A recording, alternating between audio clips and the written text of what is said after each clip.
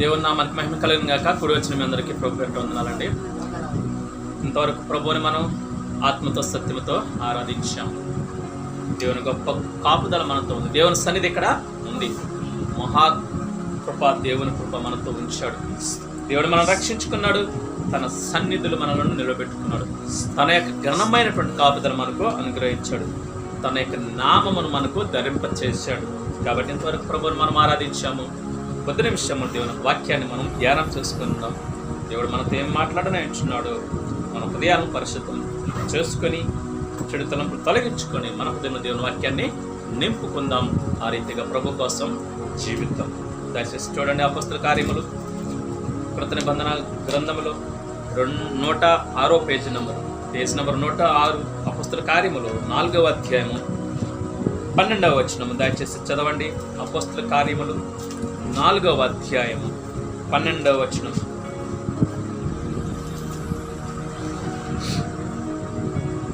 మరి ఎవని వలననో రక్షణ కలుగదు. ఈ నామమునే మనము రక్షణ పొందవలెను గాని ఆకాశము క్రింద మనుషులలో ఇయ్యబడిన మరి ఏ నామమున రక్షణ పొందలేమో అనేను. చదవబడిన లేఖనం భాగము ద్వారా దేవుడు మనల్ని బలపరచును గాక. ఆమేన్. చూడండి ప్రియులారా, గమనించండి. ఈ యొక్క ఉదయకాల సమయం నందు మరి ఆరాధన మనకు జరిగించాము. మహాకృప, దేవుని యొక్క మహాకృప. మరి చదవబడిన లేఖన భాగం ద్వారా కొద్ది నిమిషాలు దేవుని వాక్యాన్ని మనం ధ్యానం చేసుకుందాం, నేర్చుకుందాం. మన జీవితాలను సరి చేసుకొని ప్రభు ఆశించినట్లుగా జీవించుదాం. చూడండి, ఇక్కడ 12వ వచనంలో అపొస్తలుల కార్యం 4వ అధ్యాయం 12వ వచనం. మరి ఎవని వలననో రక్షణ కలగదు. దయచేసి గమనించండి. ఈ లోకంలో పుట్టినటువంటి ఏ మనిషి వలన కూడా రక్షణ అనేటువంటిది లేదు. స్పష్టంగా దేవుని వాక్యం మనకి ఇక్కడ సెలవిస్తుంది. ఎవని వలన కూడా రక్షణ అనేటువంటిది కలగదు. చాలామంది ప్రజలు తెలియక వారు అనేక ప్రయత్నాలు చేస్తూ ఉంటారు. ఎందుకు? రక్షణ పొందుకోవాలని, ఎందుకు? వారి యొక్క పాప జీవితాన్ని కడుగుకోవాలని. మనిషికైతే ఆశ ఉంది. ఏం ఆశ? రక్షించబడాలి, నరకం నుంచి తప్పించబడాలని ఆశ అయితే ఉంది. అందుకే ప్రయత్నాలు చేస్తున్నారు, దేవుని భక్తి చేస్తున్నారు. మంచిదే, కాదంటం లేదు. కానీ సరే అయినటువంటి వారు మరి విధానాన్ని తెలుసుకోలేకపోతున్నారు. సరైనటువంటి మార్గాన్ని వారు తెలుసుకోలేకపోతున్నారు. వారికి తోచింది, లేదంటే ఎవరో చెప్పింది, అది నిజమా కాదా, అది అబద్ధమా సత్యమా అనేది గ్రహించలేక అదే సత్యం అనుకొని, అదే నిజం అనుకొని వారు చెప్పిన మాటలను బట్టి వెళ్ళిపోతూ ఉంటున్నారు. మరి అనేకమైన ప్రయత్నం చేస్తున్నారు. మనం చూడవచ్చు, లోకంలో ఎంతోమంది మరి అక్కడికి వెళ్ళి పుణ్యస్నానాలు అంటారు, ఇక్కడికి వెళ్ళి ఏదో అంటారు, ఎక్కడికి ఏదో అంటారు. వాస్తవం, నేను వాళ్ళు తప్పు పట్టడం లేదు. ఎందుకంటే వారిని ఇంకా మెచ్చుకుంటున్నాను. ఎందుకు అంటే వారు ప్రయత్నం చేస్తున్నారు. దేని నుంచి? పాపము నుంచి విడిపించబడాలని ప్రయత్నం చేస్తున్నారు. వారు పాపాలు కడుక్కోవాలని ప్రయత్నం చేస్తున్నారు. మంచిదే. కానీ వారు చేసేది చిన్న పొరపాటు. సరైన మార్గాన్ని వారు కనుగొనలేకపోతున్నారు. మరి అది నిజమా కాదనని సత్యాన్వేషణ చేయలేకపోతున్నారు. ఇక్కడ ప్రభు మన కొరకు రాయించి పెట్టాడు చక్కటి మాట. ఎవరి వలన కూడా రక్షణ కలగదు. మరి ఎవరి వలన రక్షణ ఉంది? అది కూడా కావాలి కదా. మరి ఎవరి వలన రక్షణ ఉంది? మత్తయి సువార్త 1వ అధ్యాయం 21వ వచనంలో అక్కడ ప్రభు స్పష్టంగా చెప్పాడు. ఏమని చెప్పుకుంటున్నాడు? ఇదిగో కన్యక గర్భవతి కుమారుని కరును, ఆయనకు యేసు అను పేరు పెట్టదు. యేసు అంటే అర్థం ఏంటి? పుట్టినట్లో రక్షకుడు. ఎవరంట? రక్షకుడు. చూడండి, వచ్చేసింది ఆన్సర్. యేసు రక్షకుడు. రక్షిస్తాడు. దేని నుంచి? పాపము నుంచి రక్షించేవాడు యేసుక్రీస్తు. అందుకే తీయొద్దు. కానీ లూకా సువార్త 19వ అధ్యాయం మరి 10వ వచనం కూడా అక్కడ ప్రభు సెలవిస్తున్నాడు. ఏమంటున్నాడు? నాశించిన దానిని వెతకి రక్షించుటకు మనుష్య కుమారుడు ఈ లోకానికి వచ్చాడు. ఎవరంట వచ్చింది? యేసుక్రీస్తు. మనుష్య కుమారుడు అంటే యేసుక్రీస్తు. ఆ దేవాది దేవుడే మనుష్యుడిగా, మనుష్య కుమారుడికి ఈ లోకానికి వచ్చాడు. కాబట్టి మనుష్య కుమారుడు అనవలసి వచ్చిందనమాట. కాబట్టి నశించిన దాన్ని ఏం చేస్తున్నాడు? ప్రభువు వెదకి రక్షిస్తున్నాడు. ఎలా రక్షిస్తున్నాడు? ఇలాగే మనల్ని ఏదైతే వెతికి రక్షించాడు. మన రక్షణ పొందుకోవడానికి మన ప్రయత్నం అనుకుంటున్నారా? మన రక్షించబడటానికి మన ప్రయాస అనుకుంటున్నారా? నేను కాదు అంటాను. కేవలం దేవుని ప్రయాసే. ఆయనే కష్టపడ్డాడు. ఆ తర్వాత మనం కొంచెం ఒక అడుగు వేసాము. కానీ కష్టం అంతా ఎవరు చేశారు తెలుసా? దేవుడే చేశాడు. దేవుడు చేయలేకపోతే మనం ఈరోజు ఈ రీతిగా ప్రభువుని ఆరాధించడానికి వచ్చేవాడము కాదు. నేనైతే ఎప్పుడో 2018లోనే వెళ్ళిపోవాల్సిన వాడు, ఈ లోకాన్ని వదిలి వెళ్ళిపోవాలి. కానీ దేవుని మహాకృప ఆయన ఏం చేశాడు, నన్ను రక్షించుకోవడానికి అనేక కష్టపడ్డాడు. నేను దానికి కొంచెం అయితే వృతాభక్తి అన్నట్టుగా కొంచెం ఇష్టపడ్డాను, ఒప్పుకున్నాను. అంతే. మన జీవితంలో ప్రభువే కష్టపడుతున్నాడు మనం రక్షించాలని. ఎక్కడెక్కడ ఉన్న పనులను ఏం చేస్తున్నాడు, పట్టుకొని పేరు పెట్టి పిలుచుకొని మరి నడిపిస్తూ వస్తున్నాడు. ప్రభువు కష్టపడుతున్నాడు. అందుకే ప్రభువు అందుకు ప్రయాస వ్యర్థము కాదు. ప్రయాస ఎవరిలో ఉంది? ప్రభువునే ఉంది. కాబట్టి ప్రభువు కష్టపడుతున్నాడు. ఆ తర్వాత మనం కూడా కష్టపడాలి. కాబట్టి పిల్లలు గమనించండి, ఈ రక్షణ ఎవరి వలన కలుగుతుంది? ఒక్క యేసుక్రీస్తు మరణం మాత్రమే కలుగుతుంది. అందుకే యోహాను సువార్త 14:4 ప్రభు ఏమంటున్నాడు తెలుసా? నేనే మార్గము, నేనే సత్యము, నేనే జీవము. అందుకే మన పూర్వీకులు కొంతమంది ఒక మరి పద్యం పాడారు కదా, వారి మాటలనే పద్యంగా పాడారు. అసతోమ సద్గమయ, తమస్సోమ జ్యోతిర్గమయ, మృత్యోర్మ అమృతంగమయ అని వారు ఆరాధించారు. దేవుణ్ణి, తెలియని దేవుణ్ణి ఆరాధించారు. ఏమన్నారు? అసతోమ సద్గమయ, అసత్యములో ఉన్నానయ్యా, నన్ను సత్యంలోనికి నడిపించు. మృత్యోర్మ అమృతంగమయ్య, మరణములో ఉన్నాను, జీవములను దాటించు. ఇంకొక మాట, చీకటిలో ఉన్నారు, నేను నన్ను వెలుగులోనికి నడిపించు అన్నాడు. అసత్యములో ఉన్నాను, మరణములో ఉన్నాను, చీకటిలో ఉన్నాను. మరి ఉన్నటువంటి ఎవరు? అసత్యంలో ఉన్న దేవుడు మనిషే. మరి మరణంలో ఉన్న దేవుడు మనిషే.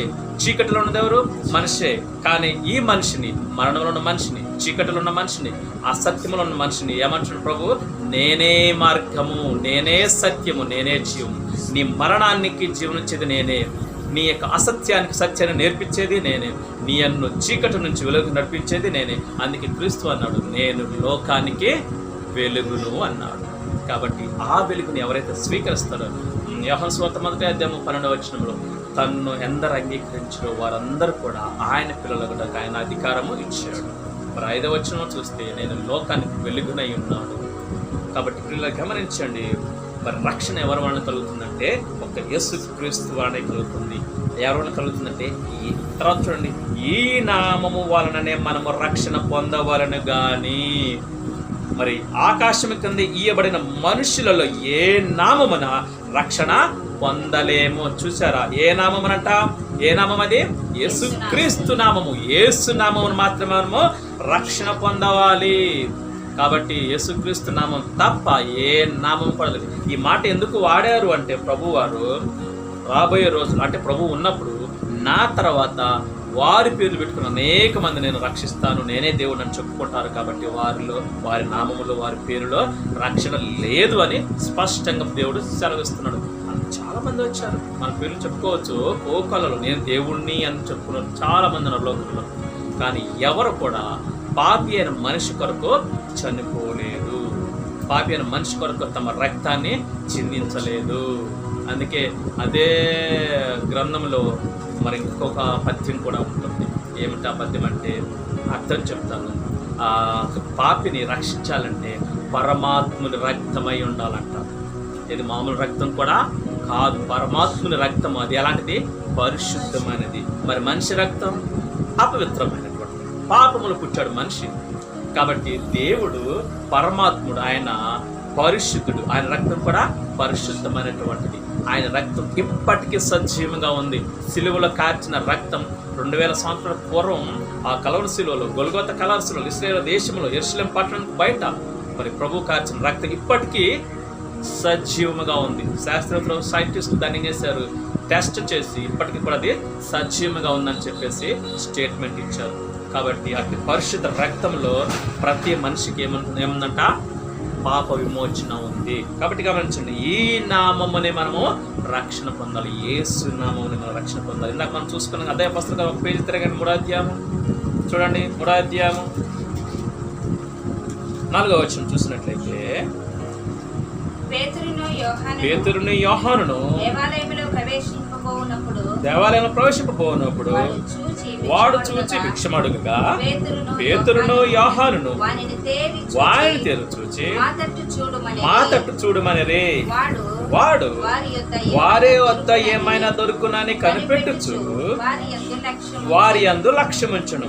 తర్వాత అంతటా పేతురు వెండి బంగారములు నా యొద్ద లేవు గాని వెండి బంగారములు నా యొద్ద లేవు కానీ నాకు కలిగినదే నీకు ఇచ్చుచున్నాను. నాకు కలిగినదే నీకు ఇచ్చుచున్నాను. నజరేయుడైన యేసుక్రీస్తు నామమున నడుమని చెప్పి నజరేయుడైన యేసుక్రీస్తు నామమున నడుమని చెప్పి వాని కుడి చెయ్యి వారి కుడి చెయ్యి పట్టుకొని లేవనెత్తెను.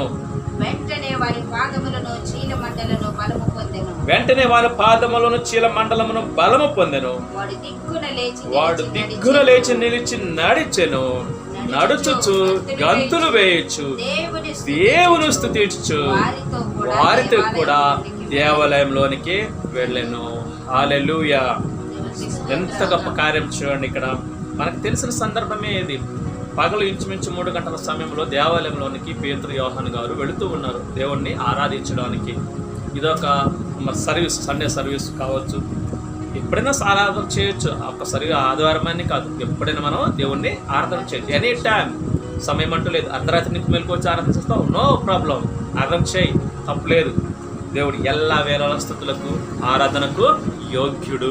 కాబట్టి వీరు పగల ఇంచుమించు 3 గంటల సమయంలో పేతురు యోహాను గారు ఆయా శృంగారమైన దేవాలయంలోనికి వెళుతూ ఉన్నారు ప్రభుని ఆరాధించడానికి. కూడి వచ్చిన వారితో ఆరాధన చేయడానికి. మరి గుడి అంత ఆ దేవాలయం మెట్ల దగ్గర ఈ భిక్షం అడుగుతున్నటువంటి వ్యక్తి కుంటివాడు ఉన్నాడు. ఉండి భిక్షం అడుగుతుంటే పేతురు యోహాను గారు అంటున్నారు, ఆయన ఆశపడింది ఏంటి? కేవలం డబ్బు ఆశపడ్డాడు. ఆ కుంటివాడు డబ్బు ఆశపడ్డాడు. కానీ మరి ఈ యొక్క దేవుని దైవజనులు ఏమిచ్చారు? డబ్బు ఇస్తే ఖర్చు అయిపోయింది, ఒక కొరత అయిపోతుంది, లేదా ఒక రోజుతో అయిపోతుంది, లేదా 2 రోజులతో అయిపోయింది. కానీ గొప్ప కార్యం ఇక్కడ వారు చేశారు. ఎలా చేశారు? ఏమంటున్నాడు పేతురు గారు? దైవజనుడు ఏమంటున్నాడు? మా తట్టు చూడు మా అన్నప్పుడు ఆయన వారి యందు లక్ష్యం ఉంచాడు, ఆశపడ్డాడు. ఏంటి? ఏదైనా బంగారం కానీ వెండి కానీ వీరు ఇస్తారేమని ఆశపడ్డాడు. ఇహ సంబంధమైనది అతను ఆశపడ్డాడు. కానీ ఇప్పుడు పేతురు గారు అంటున్నాడు, దైవజనుడు అంటున్నాడు, నా దగ్గర వెండి బంగారం లేవు, కానీ అంతకంటే ప్రాముఖ్యమైనటువంటిది, అంతకన్నా విలువైనటువంటిది, అంతకంటే గొప్పది నేను నీకు ఇస్తున్నాను. ఏంటంట? నజరేయుడైన యేసుక్రీస్తు నామమున లేచి నడువు. వెండి బంగారం కంటే ఇది గొప్పది కాదా? వెండి బంగారం ఖర్చు అయిపోతాయి కొద్ది రోజులకి, కొన్ని సంవత్సరాలకి. కానీ ఆ స్వస్థత మరి అతనికి ఇవ్వటం జరుగుతుంది. ఏ నామమున ఇచ్చారు స్వస్థత? యేసు నామమున స్వస్థత అతనికి ఇవ్వటం జరిగింది. అంతేకాదు, స్వస్థత మాత్రమేనా? స్వస్థత మాత్రమే కాదు, వెంటనే అతను ఏం చేశాడు? లేచాడు, దిగ్గున లేచాడు. మరి లేచి గంతులు వేస్తూ, ఎట్లాగంట? గంతులు వేస్తూ. మనం ఎలా వస్తాం? నేర్చిపోయిన మొహంతో వస్తూ ఉంటాం చర్చికి, అలాగా. కానీ ఈ పెద్ద ఆయన చూడండి, కుంటివాడు స్వస్థత పొందుకున్న తర్వాత, మేలు పొందుకున్న తర్వాత ఎక్కడికి వెళ్ళాడు? సంతోషంగా దేవుని స్తుతిస్తూ, గంతులు వేస్తూ, ఆనందంతో, ఉత్సాహంతో దేవుని మందిరంలోనికి వెళుతున్నాడు. కాబట్టి అది ఉండాలి, కృతజ్ఞత ఉండాలి. రక్షించబడ్డాడు, వెంటనే రక్షణ పొందుకున్నాడు.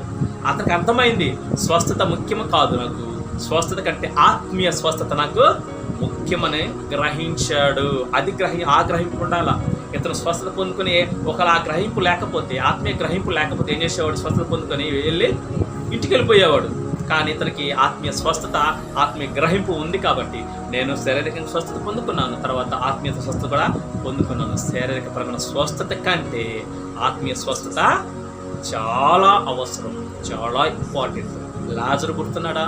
లాజరు కదా, ఈయన లాజరు, ధనవంతుడు లాజరు గుర్తున్నాడు కదా. లాజరు కూడా స్వస్థత కోరుకోవాలి, పోసాడు, ఆశపడి ఉండొచ్చేమో. కానీ స్వస్థత కంటే ఆత్మీయ స్వస్థత ఆయన కలిగి ఉన్నాడు. ఆత్మీయ స్వస్థత కలిగి ఉన్నాడు కాబట్టి చనిపోయిన తర్వాత ఎక్కడికి వెళ్ళాడు? మరి పరదేశం వెళ్ళిపోయాడు. పరదేశకు వెళ్ళిపోయాడు అంటే మీకు అర్థమయ్యేట్టుగా పరలోకానికి వెళ్ళిపోయాడు. పరలోకం కాదు, కానీ మీకు అర్థం కావడం కోసం పరలోకానికి వెళ్ళాడు, పరదేశకు వెళ్ళాడు అనమాట.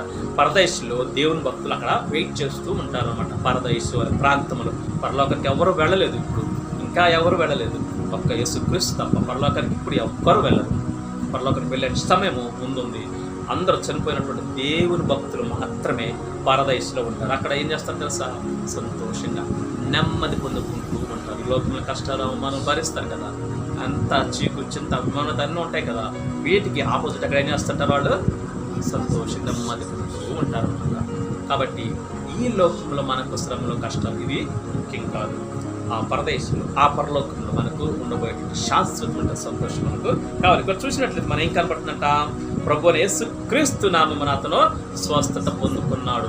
శారీరక స్వస్థత పొందుకున్నాడు, ఆత్మీయ స్వస్థత కూడా పొందుకున్నాడు. మరి మొదటి మనం చూసాం ఏముంది 4వ అధ్యాయంలో రక్షణ. యేసుక్రీస్తు నామములో ఏముంది? రక్షణ ఉంది. ఇక్కడ ఏముంది? స్వస్థత ఉంది కదా. తర్వాత ఇంకొక వచనం కూడా చూసుకుందాం. అదే 2వ అధ్యాయము, అదే అపొస్తలుల కార్యము 2వ అధ్యాయము ఏం చూడండి, ఎన్నో వచనం అంటే 38వ వచనం చూడండి. పేతురు మీరు మారు మనస్సు పొంది పాప క్షమాపణ నిమిత్తము ప్రతివాడు యేసుక్రీస్తు నామమున బాప్తిస్మము పొందుడి. అప్పుడు మీరు పరిశుద్ధాత్మ అను వరమును పొందుదురు. దేవునికి స్తోత్రం. చూడండి ఎంత గొప్ప మాట ఇక్కడ పేతురు గారు సెలవిస్తూ ఉంటున్నాడు. మనం మొదట చూస్తాం, పాపి అయిన మనిషికి ఏం కావాలా? పాపం నుంచి రక్షణ కావాలా. ఆ రక్షణ ఎక్కడ దొరుకుతుంది? ఏ నామంలో దొరుకుతుంది? యేసు నామంలో దొరికింది. రక్షణ ఒక్కటే దొరికిందా? కాదు. తర్వాత స్వస్థత కూడా దొరికింది. శారీరకపరమైన స్వస్థత కూడా దేవుడు ఇస్తాడు. శారీరకపరమైన స్వస్థత దేవుడు ఇవ్వడం అని కాదు, కానీ ఆత్మ స్వస్థత మనకు ముఖ్యము. కానీ ఈ కుంటివాడు శారీరక స్వస్థత పొందుకున్నాడు, వెంటనే గ్రహించాడు, ఆత్మ స్వస్థత కూడా పొందుకున్నాడు. అందుకే దేవుని స్తుతిస్తూ కృతజ్ఞత కలిగి ఏం చేశాడు? కృతజ్ఞత కలిగి దేవుని మందిరంలోనికి వెళ్ళటం జరిగింది. ఈ లోకంలో చాలా మంది కృతజ్ఞత ఉండదు, మేలు పొందుకుంటారు, కానీ ఎవరి ద్వారా మేలు పొందుకున్నారు అది గ్రహించరు. దేవుడు చెప్తున్నా గద్దిస్తున్నా వినిపించుకోరు. జాగ్రత్త, దేవుడు చెప్పినంత వరకు చెప్తాడు, ఆ తర్వాత ఏం చేస్తాడు? దండిస్తాడు. అంతా పుచ్చుకోవద్దని నా బాధ. సామెతలు 29 మొదటి వచనంలో ఏముంటుంది? ఎన్నిసార్లు గద్దించినా సరే వినబడకపోతే, లోబడకపోతే నాశనం ఎలా వస్తుందంట? హఠాత్తుగా వస్తుంది. ఏముండదు, వెళ్ళిపోవటమే, లోకాన్ని వదిలి వెళ్ళిపోవడం. కాబట్టి పిల్లలు గమనించండి, ఇక్కడ మనం చూసినట్లయితే యేసు నామంలో రక్షణ ఉంది, తర్వాత స్వస్థత ఉంది. ఆ తర్వాత ఇక్కడ ఏమంటున్నాడు పేతురు గారు? దైవజనుడు ఏమంటున్నాడు? మీరు మారు మనసు పొందుకోనండి, పాప క్షమాపణ పొందుకోనండి. ఆ తర్వాత యేసుక్రీస్తు నామమున ఏం చేయాలంట? బాప్తిస్మము పొందుకోవాలి. ఇది అవసరం, చాలా ఇంపార్టెంట్. బాప్తిస్మం అనేది చాలా అవసరం. ఒక వ్యక్తి రక్షించబడిన తర్వాత, పాపాలు ఒప్పుకున్న తర్వాత, మార్మర్స్ పొందుకున్న తర్వాత, ప్రాయశ్చిత్తం పొందుకున్న తర్వాత ఏం చేయాలా? బాప్తిస్మం అనేది వెరీ ఇంపార్టెంట్. తీసుకోవాలి, కంపల్సరీ తీసుకోవాలి. ఎందుకంటే దేవుని యొక్క ఆత్మ ముద్రగా మరి ముద్రిస్తుంది అన్నమాట. తన ఆత్మ దేవుడు ముద్రిస్తాడు, అది అవసరం. దేవుడే చెప్పాడు బాప్తిస్మం అనేది తీసుకోవాలి. కానీ కొంతమంది తెలియక మరి బాప్తిస్మం అవసరమా అంటారు. అవసరమే, 99% అవసరమే. ఎప్పుడైనా మరి అవకాశం లేని పక్షంలో, శిలువ మీద దొంగ బాప్తిస్మం తీసుకోలేదు, కానీ అతనికి అవకాశం లేదు, బాప్తిస్మం పొందుకోవడానికి అవకాశం లేదు, ఎందుకంటే ఆ శిలువ మీదనే చనిపోయాడు కాబట్టి. కానీ అవకాశం ప్రతి ఒక్కరు ఏం చేయాలా? బాప్తిస్మం కంపల్సరీగా తీసుకోవాలి. దేవుని ఆత్మ చేత ముద్రించబడాలి. కాబట్టి బాప్తిస్మం పొందుకుంటే మనం ఏం చేయబడతాం? దేవుని కాపుదలలోకి వచ్చేస్తాం. అంటే ఇప్పుడు మన దేవుని కాపుదల లేరా అని మీకు డౌట్ రావచ్చు. అది కాదు అర్థం. దేవుని కాపుదల ఉంటుంది, కానీ సంపూర్ణమైనటువంటి స్థితిలోనికి రావడం జరుగుతుంది. దేవుడు కాపాడుతాడు, కానీ ఒకవేళ ఈలోపు ఒక బాప్తిస్మం లేకుండా చనిపోతే, దేవుడు నమ్ముకొని పొందిన తర్వాత బాప్తిస్మం లేకుండా చనిపోతే దేవుడు మరి ఏం తీరుస్తాడో మనకు తెలియదు. కాబట్టి దేవుడి ఆజ్ఞగా ఇచ్చండి, మీరు బాప్తిస్మం అనేది తీసుకోవాలని. అది ఆజ్ఞాతిక్రమమే పాపము. కాబట్టి ఆజ్ఞను మనం ఏం చేయాలా? పాటించాలి. కాబట్టి బాప్తిస్మం అనేది కంపల్సరీ. కాబట్టి అప్పుడు బాప్తిస్మం యేసు నామంలో, ఏ నామంలో బాప్తిస్మం తీసుకోవాలి? యేసు నామంలోనే బాప్తిస్మం తీసుకోవాలి. చాలా మంది మన మత్తయి సువార్త 28వ అధ్యాయము 16వ వచనం ప్రకారం చెప్తారు, తండ్రి కుమార పరిశుద్ధాత్మ నామమున బాప్తిస్మం తీసుకోవాలంటారు. కానీ అక్కడ జాగ్రత్తగా గమనిస్తే అక్కడ తండ్రి కుమారుడు పరిశుద్ధాత్మ అనేది నామము లేదు. అక్కడ ఓన్లీ క్యారెక్టర్స్ ఉన్నాయి. తండ్రి ఉన్నాడు, కుమారుడు ఉన్నాడు, పరిశుద్ధాత్ముడు ఉన్నాడు, వ్యక్తులు ఉన్నారు. అక్కడ పేరు లేదు. అక్కడ ఏమన్నాడు? నామమున బాప్తిస్మం తీసుకోమని ప్రభువే సెలవిచ్చాడు. అక్కడ గమనించాలి మీరు. తండ్రి యొక్కయు, కుమారుని యొక్కయు, పరిశుద్ధాత్మ యొక్కయు నామము అన్నాడు. తండ్రి అనేది పేరు కాదు, అది క్యారెక్టర్. కుమారుడు అనేది కూడా పేరు కాదు, క్యారెక్టర్. పరిశుద్ధాత్ముడు అనేది కూడా పేరు కాదు, అది కూడా క్యారెక్టరే. కాబట్టి నామము అన్నాడు. కాబట్టి ఈ ముగ్గురు నామం కూడా యేసుక్రీస్తు, యేసే. దాన్ని మనం ఎప్పుడైనా ధ్యానం చేసుకున్నాం. కాబట్టి ఇక్కడ అది గమనించినట్టు పేతురు, అపోస్తలులు అందరూ కూడా యేసు నామమున బాప్తిస్మం ఇవ్వటం జరిగింది. మూడవది గమనించాలి, యేసు నామమున బాప్తిస్మం పొందుకుంటే సంపూర్ణంగా ప్రభు కృపలోనికి, ప్రభు యొక్క హస్తాల్లోనికి, ప్రభు యొక్క కాపుదలోనికి మనం రావడం అనేది జరుగుతుంది. అప్పుడు అపవాది అనేటువంటి వాడు ముట్టలేడు. యోగు చుట్టూ అయితే, యోగు కుటుంబం చుట్టూ ఏ రీతికి దేవుడు కంచె వేస్తాడు, ఆ రీతిగా నీ చుట్టూ, నీ కుటుంబం చుట్టూ దేవుడు ఏం చేస్తాడు? కంచె వేస్తాడు. తర్వాత చూడండి, మరలా అదే వచ్చిన అప్పుడు మీరు ఏం చేయబడతారు? బాప్తిసం తీసుకున్నాక పరిశుద్ధాత్మ అను వరము పొందుకుంటారు. బాప్తిసం లేకపోతే పరిశుద్ధాత్మ రాదు, పరిశుద్ధాత్ముడు రాడు. బాప్తిసం లేకపోతే పరిశుద్ధాత్ముడు మన మీదకి రాడు. ఖచ్చితం, ఇది బైబిలే స్పష్టంగా సెలవిస్తుంది. కాబట్టి మనం ఎంత త్వరగా వీలైతే అంత త్వరగా బాప్తిసం అనేది తీసుకోవాలి. కాబట్టి పిల్లలు గమనించండి, నాలుగవదిగా యేసు నామములో మనం బాప్తిసం తీసుకుంటే ఏం చేయబడతామంట? పరిశుద్ధాత్ముడిని మనం పొందుకుంటాము. పరిశుద్ధాత్ముడు వ్యక్తి కాబట్టి మీరు దీన్ని గమనించాల. పరిశుద్ధాత్మ వచ్చింది పోయింది అనొద్దు. పరిశుద్ధాత్ముడు వచ్చాడు, మన మీదకు వచ్చాడు అనే పాదం పలకండి. కాబట్టి స్త్రీలింగంతో పిలవకూడదు పరిశుద్ధాత్ముడిని. కాబట్టి గమనించండి, దూతను కూడా అంతే. దూత వచ్చింది పోయింది చెప్పింది అట్లా మాట్లాడకూడదు. దూత కూడా మరి మనిషే కాబట్టి వచ్చాడు చెప్పాడు, బైబిల్ స్పష్టంగా ఉంది. కాబట్టి మనం కూడా ఆ రీతిగా ఏం చేయాలంట? పరిశుద్ధాత్మను వరాన్ని మనము పొందుకుంటాము, పరిశుద్ధాత్ముడిని మనం పొందుకుంటాము. పరిశుద్ధాత్ముడు మనలో ఉంటే గొప్ప కార్యాలు మనము చేయగలుగుతాము. ప్రభు కృపను బట్టి ప్రభుకు మనం ఉపయోగపడతాము, ప్రభు పరిచయలో మనం పాలు పొందుకుంటాము. అంతేకాదు, ప్రభు సువార్త మనము నలుదిశలా మన చేతనైన వరకు మనము చేయగలుగుతాం. పిల్లలు గమనించండి, యేసు క్రీస్తు నామమున మనకి ఏమేమున్నాయి? కొద్ది విషయాలు మాత్రమే ఇప్పుడు మీతో పంచుకోవడం జరిగింది. దేవుని చిత్తంతో మరొకసారి అనేక విషయాలు మనం ధ్యానం చేసుకున్నాం, ఎందుకంటే సమయం తక్కువగా ఉంది. కాబట్టి యేసు క్రీస్తు నామమున ఇంకేముందంట? మరి పరిశుద్ధాత్మను పొందుకుంటాము. తర్వాత ఇంకొక వచనం చూసుకున్నట్లయితే, మరి యేసుక్రీస్తు నామమున దెయ్యాలు కూడా వదిలి వెళ్ళిపోతాయి. కాబట్టి అంతేకాదు, రిఫరెన్స్ మనం చూసుకున్నట్లయితే పౌలు గారు కూడా చాలాసార్లు మరి యేసుక్రీస్తు నామమున ఆ యొక్క దెయ్యాలను వెళ్ళగొట్టినట్టు మనం చూస్తాము. పేతురు, మరి యాకోబు, వీరందరూ కూడా అపోస్తలులు అందరూ కూడా ఏం చేశారు? యేసుక్రీస్తు నామమునే మరి ఆ యొక్క దెయ్యాలను వాళ్ళు వెళ్ళగొట్టారు. చూడండి, మనం చూసుకున్నట్లయితే అపొస్తలుల కార్యం 16వ అధ్యాయంలో అక్కడ కూడా పుత్తూరు అనే దెయ్యం పట్టిన చిన్నదాన్ని పౌలు గారు ఏం చేశారు? యేసుక్రీస్తు నామమున గద్దించాడు, వదిలి పొమ్మని చెప్పాడు. చూసినట్లయితే 18వ వచనం, 16వ అధ్యాయం 18వ వచనం, 18. ఆమె ఇలాగ అనేక దినములు చేయుచుండెను కనుక పౌలు వ్యాకుల పడి దాని వైపు తిరిగి, నీవు ఈమెను వదిలిపోమ్మని యేసుక్రీస్తు నామమున ఆజ్ఞాపించుచున్నానని ఆ దయ్యముతో చెప్పాను. వెంటనే అది ఆమెను వదిలి పోయాను. దేవునికి స్తోత్రం. చూడండి, పౌలు భక్తుడు దైవచనుడు పలుకుతున్నటువంటి మాట, ఈ పుత్తోను దెయ్యం పట్టిన స్త్రీ, అంటే స్త్రీ కాదు కానీ దెయ్యం మాట్లాడుతుంటుంది. ఏమంటుంది? 17వ వచనంలో, ఈ మనుషులు సర్వోన్నతుడైన దేవుని దాసులు, వీరు మీకేం చేస్తున్నారు? రక్షణ మార్గాన్ని ప్రచురిస్తున్నారని ఏం చెప్తుంది? సువార్త ప్రకటిస్తుంది. దెయ్యం సువార్త ప్రకటిస్తుంది.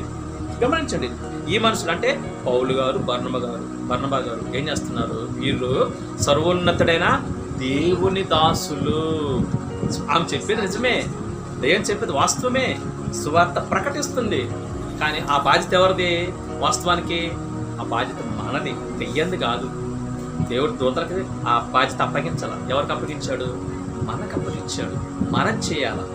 మరి అది చేస్తుందంటే తప్పే కదా. మనకు దేవుడు ఏ పని అయితే చెప్పాడో అది చేయాలి. చేయకూడని పని మనం చేయకూడదు. దేవుడు ఏదైతే వద్దు అన్నాడో అదే పాపం. ఇక్కడ అపవాది అదే చేస్తుంది, ఆ దెయ్యం అదే చేస్తుంది. వాస్తవం చెప్తుంది, కానీ మరి పౌలు గారు ఏం చేస్తున్నాడంట? వ్యాకుల పడ్డాడు. ఎందుకంటే సువార్త ప్రకటించాల్సిన బాధ్యత దెయ్యంది కాదు, అపవాది కాదు. అంతేకాదు, అది ప్రకటించడం, అది నమ్మితే అప్పుడు ఎవరు ఫాలో అవుతారు? దెయ్యాన్ని ఫాలో అవుతారు. అంతే కదా. ప్రతి చెప్పిన మాట ఫాలో అవుతారు. ఇప్పుడు దేవుని దాసులు ఉన్నారు, వాళ్ళు సువార్త ప్రకటిస్తున్నారు, వాళ్ళని ఫాలో అవుతున్నారు లేదా? సంఘం అంతా వాళ్ళని ఫాలో అవుతున్నారు కదా. అప్పుడు అది దెయ్యం కూడా సువార్త ప్రకటిస్తే ఆ రక్షించబడిన వారు దెయ్యాన్ని ఫాలో అవుతారు. అప్పుడు ఏమవుతుంది? అపవాది సంఘం కట్టుకుంటుంది. అందుకు పౌలు గారు మరి వ్యాధులు పడ్డాడు, బాధపడ్డాడు, కోపం తెచ్చుకున్నాడు. తెచ్చుకొని పౌరుషం కలిగి, ప్రభు పరిచయ పౌరుషం కలిగి రోషంతో మరి గర్దిస్తున్నాడు. చూడండి చక్కగా 18వ వచనంలో ఆమెతో మాట్లాడుతున్నాడు. నీవు ఈమెను వదిలిపోమ్మని యేసుక్రీస్తు నామమున నీకు ఆజ్ఞాపిస్తున్నాను. చూసారా, అద్భుతం కదా. దెయ్యాన్ని ఆజ్ఞాపిస్తున్నాడు. ఎవరు? పౌలు దైవజనుడు పౌలు గారు యేసుక్రీస్తు నామమున నీకు ఆజ్ఞాపిస్తున్నాడు, ఈమెను వదిలే వెళ్ళిపో అన్నాడు. మారు మాట్లాడుకుని ఏం చేసింది? వదిలే వెళ్ళిపో. మనం కూడా ఆజ్ఞాపించవచ్చు, తప్పదని తెలుసా? ఆజ్ఞాపించాలి కూడా. ఎప్పుడు? ఆ శక్తిని పొందుకున్నప్పుడు. ఎప్పుడు? బాప్తిసం తీసుకున్న తర్వాత, 40 days చేసిన తర్వాత ఆ శక్తిని పొందుకున్నాక అపవాది మనం కూడా గద్దించవచ్చు. అందుకే యాకోబు పత్రికలో దేవుడు స్పష్టంగా మాట రాయించాడు. ఏమన్నాడు? దేవునికి లోబడి ఉండండి, అపవాదిని ఎదిరించండి. ఎదిరించడం అర్థం ఏంటి? ఇదే, ఎదిరించండి, అప్పుడు వాడు మీ ఎదురు నుంచి పారిపోను. కాబట్టి పిల్లలు గమనించండి, యేసు నామమున దెయ్యాలు ఏం చేస్తాయి? వదిలిపోతాయి. అయితే నీ వైపు తప్పకూడదు. నీ బ్రతుకు సరిగ్గా ఉండాలి. నీ బ్రతుకు సరిగ్గా లేదా అది నిన్ను గెలిచింది. అదే అపొస్తలుల కార్యంలో మరి కొంతమంది ఫిలిప్పు ఒక అధిపతి, చూడండి 19వ అధ్యాయము, అపొస్తలుల కార్యం 19వ అధ్యాయం 14వ వచనం నుంచి చూద్దాము. యూదుడైన స్కేవయస్సు అన్న ఒక ప్రధాన యాజకుని కుమారులు 7 అలాగూ చేయించున్నారు. ఎలా చేస్తున్నారు? పౌలు వాళ్ళే ఉచ్చాటన చేస్తున్నారు. అందుకు ఆ దయ్యము మాట్లాడుతుంది. చూడండి, చూడాలా? అపొస్తలుల కార్యం 19వ అధ్యాయం 14 నుంచి, అపొస్తలుల కార్యం 19వ అధ్యాయం 14 నుంచి. యూదుడైన స్కేవయస్సు అను ఒక ప్రధాన యాజకుని కుమారులు 7 అలాగూ చేయించున్నారు. ఎలా చేస్తున్నారు? పౌలు వాళ్ళే చేస్తున్నారు. అందుకు ఆ దయ్యము అప్పుడు మాట్లాడుతుంది. ఎవరితో? ఆ 7 మాట్లాడుతుంటుంది. నేను యేసును గుర్తెరుగుదును, పౌలును కూడా ఎరుగుదును, కానీ మీరెవరని అడగగా ఆ దయ్యం పట్టిన వాడు ఎగిరి వారి మీద పడి వారిలో 2 లొంగదీసి గెలిచెను. అందుచేత వారు దిగంబరులై గాయము తగిలి ఆ ఇంట నుండి పారిపోయిరి. చూసారా? ఇక్కడ 17వ వచనం కూడా, కనుక ప్రభుని యేసు నామమున ఘనపరచబడెను. కాబట్టి గమనించండి 13వ వచనంలో అక్కడ ఏం చేస్తున్న 13వ వచనంలో, అప్పుడు దేశ సంచారంలో మాంత్రికులైన కొందరు యూదులు పౌలు ప్రకటించి యేసు తోడు మిమ్మను ఉచ్చాటన చేయుచున్నానన్న మాట చెప్పి దయ్యములు పట్టిన వారి మీద ప్రభుని యేసు నామమును ఉచ్చరించుటకు పూనుకొనిది. కాబట్టి గమనించండి, ఈ మాంత్రికులు తర్వాత దేశ సంచారం చేసే ఈ యూదులు కొంతమంది ఏం చేస్తున్నారు?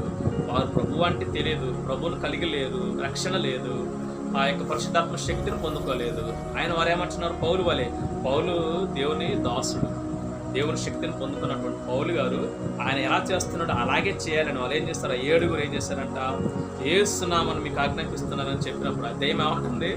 నేను యేసుని ఎరుగుదును, పౌలుని కూడా గుర్తెరుగుతాను, కానీ మీరెవర్రా అని చెప్పేసి వాళ్ళు ఏం చేస్తుంది? వీడు ఒక్కడే కానీ 7 గెలిచాడంట. కొట్టి బట్టలు ఊడదీసి దిగంబరుల వారిని పంపించేసింది. కాబట్టి మనం దెయ్యాన్ని ఆజ్ఞాపించేటప్పుడు, అపవాదిని జయించేటప్పుడు ఏం చేయాలా? మన వైపు తప్పు ఉండకూడదు, పరిశుద్ధంగా ఉండాలి, ప్రార్థన శక్తి పొందుకోవాలి. అప్పుడు ఏం చేసినా సరే గెలుస్తాం దేవుడి కృపను బట్టి. అది నేను చెప్పేది ఇక్కడ. కాబట్టి మనం ఆ శక్తిని పొందుకోకుండా, యేసు నామాన్ని శక్తిని పొందుకోకుండా మనం ఆజ్ఞాపించడానికి వీలు కాదు, ఆజ్ఞాపించకూడదు. కాబట్టి 40 days చేసిన తర్వాత, ఆ శక్తిని పొందుకున్న తర్వాత మనం ఏం చేయాలా? ఆజ్ఞాపించాలి. అప్పుడు దేవుని కృప వలన, పరిశుద్ధాత్మ శక్తి వలన నువ్వు జయాన్ని పొందుకుంటావు. కాబట్టి పిల్లలు గమనించండి, యేసుక్రీస్తు నామం ఎంత గొప్పదో చూడండి. మనం యేసుక్రీస్తు నామములో ఏముంది? మొదటిగా రక్షణ ఉంది, పాపం నుంచి రక్షించబడతాము. తర్వాత రెండవదిగా స్వస్థత ఉంది. తర్వాత బాప్తిసము పొందుకోవాలి. తర్వాత పరిశుద్ధాత్మను పొందుకోవాలి. ఆ పరిశుద్ధాత్మను పొందుకుంటే ఏదైనా సాధ్యమే. ప్రభు కృపను బట్టి దేవునికి ఇష్టమైనది మాత్రమే. దేవునికి ఇష్టమైనది మనం అడగకూడదు. అది దేవుని చిత్తమైతే జరిగిస్తాడనమాట. కాబట్టి అసాధ్యమైనది ఏమిటి పాడుకున్నాం కదా, నాకు ఈయనలో అసాధ్యమైనది ఏది లేదు. ఎప్పుడు? దేవుడు నీలో ఉన్నప్పుడు, పరిశుద్ధాత్ముడు నీలో ఉన్నప్పుడు ఈ లోకంలో ఏది నీకు అసాధ్యం లేదు. నీకు వ్యతిరేకంగా ఏది లేచినా కానీ ఏం చేయబడుతుందంట? నిర్మూలించబడుతుంది, లేదా నీకు మిత్రులుగా నీకు అనుకూలంగా మార్చబడుతుంది. కాబట్టి పిల్లలు గమనించండి, ఇంటి గొప్ప దేవుడు మనకు ఉన్నాడు. యేసుక్రీస్తు అనే నామములో మనం ఏం చేయాలి? బాప్తిస్మం అనేది తీసుకోవాలి. యేసుక్రీస్తు నామంలో మనకు రక్షణ ఉంది, యేసుక్రీస్తు నామంలో మనకు స్వస్థత ఉంది, యేసుక్రీస్తు నామంలో మనకు విడుదల ఉంది, యేసుక్రీస్తు నామంలో మనకు దెయ్యాలు సహితము లోబడతాయి. యేసుక్రీస్తు నామంలో ప్రార్థన చేస్తే నీకు అసాధ్యమైనటువంటిది ఏది కూడా లేదు. ఆ శక్తిని నువ్వు పొందుకున్నావు. ఆ రీతిగా శక్తిని పొందుకోవాలనుకుంటే అనుదినము ప్రార్థన చేయాలి, అనుదినము నువ్వు బైబిల్ ధ్యానించాలి, అనుదినము ఆ ధ్యానించిన బైబిల్ నువ్వేం చేయాలా? పాటించాలి, ఆ రీతిగా జీవించాలి. దేవుని వాక్యం ఏం చదివిస్తున్నది మనం చదవటం మాత్రమే కాదు, దాన్ని మనం ఏం చేయాలా? గ్రహించుకొని ఆ రీతిగా నేను ఉన్నానా లేదని సరి చేసుకోవాలా. ఏదైనా ఆయాస్కరమైన దేవునికి వ్యతిరేకమైన మనలో ఉంటే ఏం చేయాలా? క్షమాపణ అందుకొని దాన్ని వదిలివేయాలా. కాబట్టి ప్రభు సెలవిచ్చాడు కదా, నీకు నాకు మంచినేమున్నాయి? మీ పాపాలే ఉన్నాయి. ఆ ఉండటం వల్ల దేవుడు మనకు శక్తిని ఇవ్వడు. అవి తొలగించుకుంటే అప్పుడు దేవునికి దగ్గరగా ఉంటాం. అప్పుడు దేవుడు మనం అడిగింది దేవుని శక్తిని మనకు అనుగ్రహిస్తాడు. అందుకే తన్ను అడుగు వారికి నిశ్చయముగా ఆయన పరిశుద్ధాత్మను అనుగ్రహిస్తాడు కదా అని ప్రభు సెలవిచ్చాడు. పరిశుద్ధాత్మని కాదు, దేవుడినే మనకు అనుగ్రహించాడు. ఆయన కుమారుడు యేసుక్రీస్తు మనకి ఇచ్చాడు. సర్వం మనకి ఎందుకు ఇవ్వడు? బ్రహ్మపత్రిక 8 మనకు కనపడుతుంటుంది ఆ వాక్యం. కాబట్టి దేవుడు మనకేం చేస్తున్నాడంట? సర్వాన్నే ఇచ్చేసాడు. అయితే మనం పొందుకోవడమే ఆలస్యం. ఆల్రెడీ ఇచ్చేసాడు, దేవుడు ఇచ్చేసాడు. కానీ దాన్ని మనం ఏం చేయబోతున్నాం? మీకు అర్థం కావాలంటే ఇప్పుడు ఈ టీకాలు ఉన్నాయి కదా, చిన్నపిల్లలకి టీకాలు అర్థం కావడం కోసం చెప్తున్నాను. టీకాలు ఉన్నాయే లేవా? చిన్నపిల్లలకి టీకాలు వచ్చేసాయి లేదా? అన్ని రోగాల గురించి ఏవో రక్షించడానికి. మరి టీకా తీసుకుంటేనే అతను రక్షించబడతారా? టీకా తీసుకోకపోయినా రక్షించబడతాడా? టీకా ఉందా లేదా? అలాగే రక్షణ ఉంది, అలాగే శక్తి దేవుడు ఇచ్చాడు. కానీ పొందుకోవడమే ఆలస్యం. మనం పొందుకోవాలి కదా. పొందుకోవాలంటే పాపం అనేటటువంటిది ఉండకూడదు, పాప జీవితం అనేటువంటిది ఉండకూడదు. ఆ పాపాన్ని తీసివేయడానికి యేసుక్రీస్తు ప్రభు ఈ లోకానికి వచ్చి ఏం చేశాడు? మన పాపాల నిమిత్తమైన శిలువలో తను చనిపోయాడు. తన పవిత్ర రక్తాన్ని కార్చి మనలను పవిత్రులుగా చేసుకున్నాడు. తన శక్తిని మనకి ఇచ్చాడు. సమస్తమును సమస్తము సమకూడి మనకు మేలు జరిగించడానికి ప్రభువులో కనిపించాడు. అందుకే పేదపత్రికలో ఉంది, మీరు ఆశీర్వాదం కాలంగా ఉండడానికే పిలువబడ్డారు. దేవుడు మనం దీవించాలని ఆశపడతాడు. అది మనకు అర్థం కాక దేవుళ్ళు ఉంటే కష్టాలు, శ్రమలు, సోదరులు, ఇబ్బందులు వస్తాయి అనుకున్నాం. వస్తాయి, కాదంటం లేదు, వస్తాయి. అయినా సరే అవి ఎలా వస్తాయో దేవుని ఆశీర్వాదం కూడా అలాగే వస్తాయి. కొంచెం ఒప్పుకుంటారు. మరి యోబు గారికి వచ్చేయలేవా? సమస్తమైన ఆత్మలకు వచ్చినటువంటి యోబు గారికి వచ్చిన ఆ కష్టాలు భూమి మీద ఎవ్వరికి రాలేదు. మనుషుల పరంగా చూస్తే యోబు గారికి వచ్చిన కష్టాలు ఈ లోపల ఎవ్వరికి లేవు. కుటుంబాన్ని పోగొట్టుకున్నాడు, భార్యను తప్ప 10 మంది పిల్లలు పోగొట్టుకున్నాడు, కొన్ని కోట్ల రూపాయల ఆస్తిని పోగొట్టుకున్నాడు, శరీరాన్ని పోగొట్టుకున్నాడు. అంటే అర్థం ఏంటి? శరీరం మొత్తం కూడా కురుకుతుండిపోయింది. సమస్తం ఏమైతే కోల్పోయాడో, నీతిగా ఉన్నాడు, యథార్థంగా ఉన్నాడు, చెడుతనాన్ని విడిచిపెట్టాడు. ఎంత శ్రమ కలిగినా, ఎంత వేదన కలిగినా సరే తన పద్ధతిని మార్చుకోలేదు. ఏంటి ఆ పద్ధతి? పవిత్రతను, పరిశుద్ధతను కాపాడుకున్నాడు. కాబట్టి ప్రభు మరలాంచుకుని ఏం చేశాడు? కోల్పోయినదంతా తిరిగిస్తానని దేవుడు ఎవరి గ్రంథంలో మీరు ఏమైతే కోల్పోయారో అదంతా నేను మరలా ఇస్తానని చెప్పిన దేవుడు యోబు గారికి మరలా 2 ఇచ్చాడు. 10 మంది పిల్లల్ని ఇచ్చాడు. ఆస్తి ఎంతైతే ఉందో అంత మరలా ఇచ్చాడు. తప్పకుండా దేవుడు తప్పకుండా దీవెనలు ఇస్తాడు. దీవించడానికి ఏం కాదు. బైబిల్ గ్రంథం చాలా మంది ధనవంతులు తెలుసా? అబ్రహాము ధనవంతుడు, సొలొమోను ధనవంతుడు, దావీదు ధనవంతుడు, సౌలు ధనవంతుడే. మరి దానియేలు, హనన్య, మిస్సయ్య, అజర్యా వీళ్ళందరూ కూడా ధనవంతులే. రాజవంశంలో పుట్టినటువంటి బాలురాళ్ళు గొప్ప ధనవంతులే. కానీ ప్రభు కోసం నిలబడ్డారు. కానీ ధనాన్ని వారు మాత్రం వారు ఏం చేశారు? ప్రేమ అనేదిగా ఎంచుకోలేదు. పౌలు కూడా ధనవంతుడే, తెలుసని పౌలు కూడా ధనవంతుడే. ఆయనే కాదు తనకున్న ధనాన్ని మొత్తాన్ని ప్రభు పరిచాడో వాడేశాడు. కాబట్టి ధనం మనకు ముఖ్యం కాదు, కానీ మనకేం ముఖ్యం? దేవుని సన్నిధి ముఖ్యం, దేవుని కాపుదల. పిల్లలు గమనించండి, యేసుక్రీస్తు నామాన్ని మనం కలిగి ఉండాలి. అందుకే ప్రభు అంటారు, నా యేసుక్రీస్తు నామమును మీరు యేసుక్రీస్తు అనే నామాన్ని మీరు ధరించుకున్నారు అని చెప్పారు కాబట్టి ఆ నామాన్ని మనం ధరించుకున్నాం కాబట్టి మనం ఇక నుంచి ఎలా ఉండాలి? దేవుని తగ్గట్టుగా మనము జీవించాలి. లోకానుసారంగా జీవించకూడదు, లోకులు జీవించినట్లుగా జీవించకూడదు. మనలో ఆ యొక్క క్రియలు కనపడాలి. ఏ క్రియలు? పరిశుద్ధాత్మ క్రియలు, నీతి క్రియలు మనం కనపడాలి. గత జీవితానికి ఇప్పటికీ తేడా అనేది కనపడాలి. అప్పుడే లోకం సాక్ష్యం ఇస్తుంది, అవును వీరు నిజంగా దేవుని బిడ్డలు, యేసుక్రీస్తు నామాన్ని కలిగి ఉన్నారు, యేసుక్రీస్తుని కలిగి ఉన్నారు, వీరు ప్రార్థన చేస్తే స్వస్థతలు జరుగుతాయి అనే పేరు తెచ్చుకోవాలి. అది యేసుక్రీస్తు నామాన్ని కలిగి ఉన్నటువంటి పిల్లల ప్రార్థన చేసుకున్నాం. ఈ యొక్క ఉదయకాల సమయం ఎంతవరకు ప్రభు మహాకృప బట్టి యేసుక్రీస్తు నామంలో మనకి ఏముందో అవన్నీ కూడా దేవుడు మనకి ఇవ్వడానికి సిద్ధంగా ఉన్నాడు. ఆయన నామాన్ని ధరించుకున్న ప్రతి ఒక్కరు ఆయన నామాన్ని ధరించుకున్న ప్రతి ఒక్కరు ఆయన తగ్గట్టుగా జీవించాలి. కాబట్టి ప్రార్థన చేసుకుంటాం.